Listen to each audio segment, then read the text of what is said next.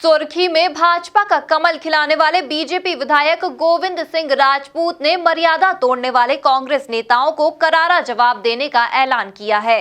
MP news से खास बातचीत में गोविंद सिंह बोले कि प्रदेश में अब शिव ज्योति की जोड़ी अपना कमाल दिखाएगी। देखें ये खास बातचीत। मध्य प्रदेश की उपचुनावी जंग में भारतीय जनता पार्टी का कमल खिला और सुर्खी में जादू चला गोविंद सिंह राजपूत इस नाम का। किस तरह से सुर्खी की जंग उन्होंने जीती है और अब आने वाले दिनों में कैसे मध्य प्रदेश की शिवराज सरकार में अपने महत्वाकांक्षी कदम और ठोस हौसले के साथ वो आगे बढ़ने वाले हैं, सीधी बात करते हैं गोविंद सिंह राजपूत जी से। गोविंद भैया, किस तरह से ये जीत को आप देखते हैं और आपके अब तक के राजनीतिक करियर में कितना मुश्किल कितना आसान रहा आपके लिए ये उपचुनाव? देखिए, चुनाव तो चुनाव ही होता है, पर एक बात मैंने इस चुनाव में महसूस की, जो मैं आपके चैनल के माध्यम से पहली बार कह रहा हूं, कि जितना कांग्रेस के नेताओं ने और कांग्रेस के छुटभैया नेताओं ने जितनी गंदी वाणी का उपयोग किया, जितना अपशब्दों का उपयोग हम लोगों के बारे में किया, जनता ने उसका मुंह तोड़ जवाब दिया। जनता ने ऐसा मीठा जूता मारा कि आज उन छुटभैये नेताओं को और उन कांग्रेस के बड़े नेताओं के पास शब्द नहीं है।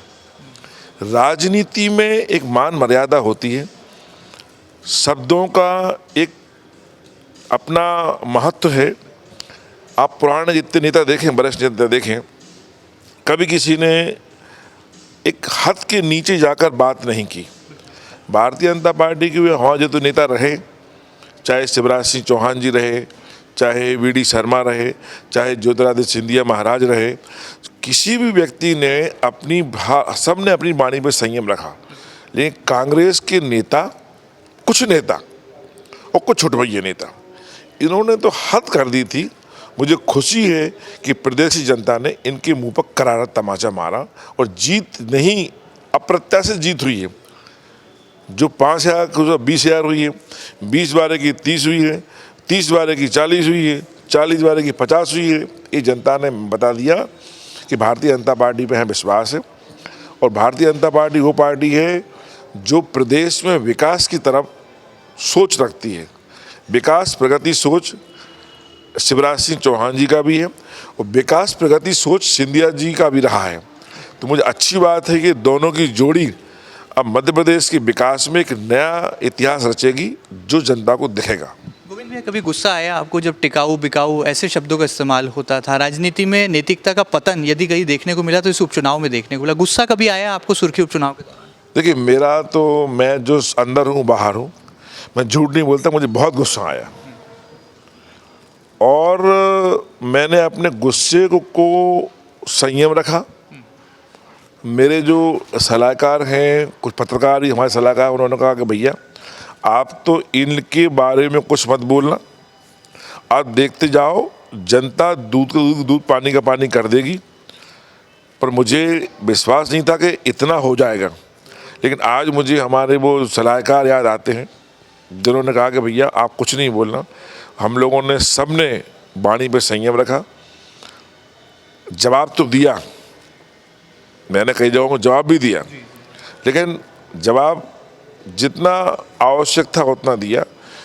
बहुत ज़्यादा नीचे उतरकर घटिया स्तर का जवाब नहीं दिया जिसका मुझे फायदा हुआ। आपको लगता है राम मंदिर का एक ऐसा मुद्दा था जिसने सुर्खी की जनता का भी दिल जीता और आपने जो यात्रा निकाली उसके जरिए एक धर्म की गंगा भी जो है पूरी विधानसभा में बही?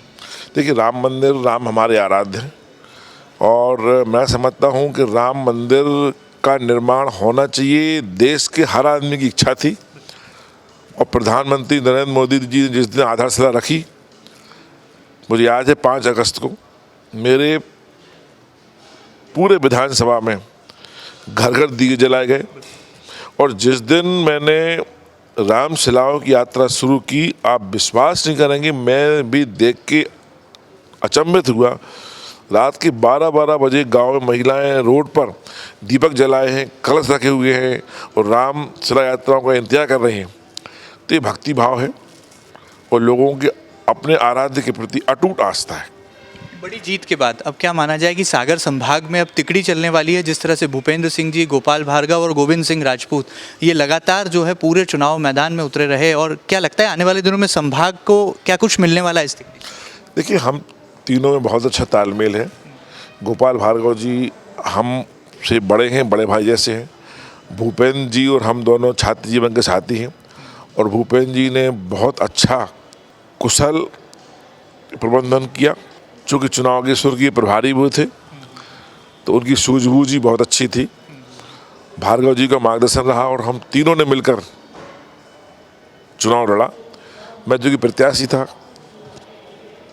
तो मेहनत स्वाभाविक है मुझे बहुत अधिक करना थी, पर हम तीनों में बहुत अच्छा तालमेल है, और तीनों का सोच है कि सागर जिले का विकास हो और क्षेत्र की प्रगति हो। शिव ज्योति एक्सप्रेस अब पूरे मध्य प्रदेश में रफ्तार पकड़ चुकी है। जनता ने जो है शिव ज्योति का साथ दिया है। पिछले दिनों देखा हमने कि राजस्व और परिवहन ये दो बड़े मंत्रालय आपके पास थे, इसकी जिम्मेदारी आपके पास थी। आने वाले दिनों में क्या यही जिम्मेदारी को आप आगे निभाएंगे, और मध्य प्रदेश की 7.5 करोड़ जनता को आखिर क्या देना चाहिए? देखिए, जिम्मेदारी मैंने अपने 6 माह होते हुआ था और मैंने इस्तीफा दे दिया था। मैंने 1 मिनट भी नहीं रुका। रात के 12:30 बजे मैंने इस्तीफा भेज दिया था, क्योंकि मुझे 6 माह हो चुके थे। अब आगे कौन सा विभाग रहेगा, शपथ जब होगी, ये मुख्यमंत्री का सोच है, लेकिन मैंने अपने विभागों में अच्छा काम किया है और कहीं किसी को शिकायत का मौका नहीं दिया है। और जहाँ तक शिव ज्योति एक्सप्रेस की बात है, तो मैं समझता हूँ पूरे मध्य प्रदेश को इस जोड़ी का इंतज़ार है। चुनाव में तो ये शिवराज सिंह जी और सिंधिया जी निकले ही हैं, लेकिन अब चुनाव के बाद निकलेंगे, तो इसका बहुत अच्छा संदेश पूरे प्रदेश में जाने वाला है, और लोग मैं समझता हूँ इसका इंतजार कर रहे हैं। इस महाजीत के बाद अब कौन सी प्राथमिकताएं आपने तय कर ली हैं, जिसको लेकर आने वाले दिनों में आप दृढ़ संकल्पित होने? देखिए, प्राथमिकताएं हमारे क्षेत्र की बहुत सारी हैं, और मैं हमेशा कहता रहा हूँ कि मैं बहुत बड़े बड़े सब्ज बाग नहीं दिखाता। मूलभूत समस्याओं की पूर्ति होना चाहिए। मूलभूत समस्या हमारे यहाँ पानी है, तो मैंने बहुत सारी नल योजना मंजूर कराई हैं, बड़ी बड़ी करोड़ों रुपए की। बहुत सारी सिंचाई योजनाएं भी हमने मुख्यमंत्री जी से पहले मंजूर कराई हैं, उनको बढ़ाएंगे आगे। शिक्षा और स्वास्थ्य पर ध्यान देंगे।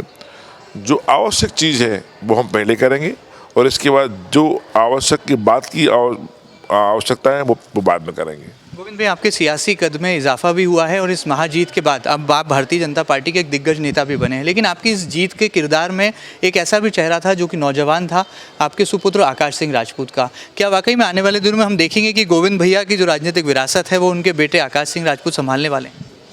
देखिए, विरासत किसी को सौंपी नहीं जाती। विरासत आदमी में क्षमताएं हों तो विरासत का वो पात्र होता है। राजनीति तो वो भी नहीं कर रहा है, पर राजनीति में हमें सहयोग किया, हमारे पूरे परिवार ने किया। सारा परिवार हमारा एकजुट होकर काम किया। सारे हमारे मित्रों ने, सारे हमारे कार्यकर्ताओं ने, सहयोगियों ने, भारतीय जनता पार्टी के कार्यकर्ता ने काम किया। आकाश की रुचि जनसेवा की है, और मैं समझता हूँ जनसेवा की होना चाहिए। उसमें काम धीरे धीरे अपना बढ़ाएंगे, अच्छी बात है।